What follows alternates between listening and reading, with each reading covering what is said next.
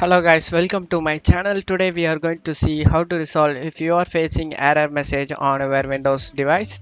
This says that the program cannot start because dxgi.dll is missing from your computer. Try reinstalling the program to fix this problem. Let's fix that issue guys. For that you just need to install DirectX. Open up Google Chrome. Go to search icon and select type here DirectX download. Press enter. Opens up Microsoft official website DirectX. Click on it. Scroll down and here we get select your language and select orange icon over here. Select the download option.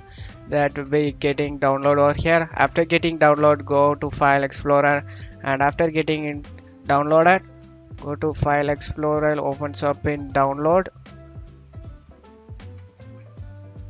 We just want to install it guys, and in downloads we will be getting DirectX web setup. I already downloaded 2 times before, that's why I'm not downloading it. You just need to click on download and after that double click on it and install it guys. After getting installed done, restart your device and see problem has been resolved or not. If you not get resolved, let's move on to the next solution guys. For that, go to search menu and type cmd. Opens up command prompt. Click run as administrator and click yes guys. Close out of the Google Chrome. That's me. You just need to check my video description for these 2 commands guys. You just need to copy it, right click on it and select copy and tap the bar, right click, eject and paste it in guys. Press enter. This is file checking utility scan. This process will take some time guys, being verification phase of system scan. This verification 1% need to get 100% guys.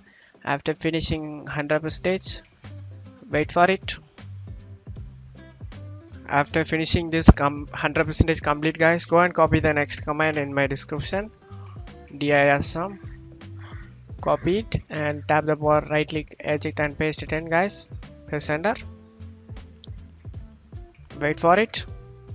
This also need to get 100% guys. After finishing this 100%, close out of here and restart your PC guys.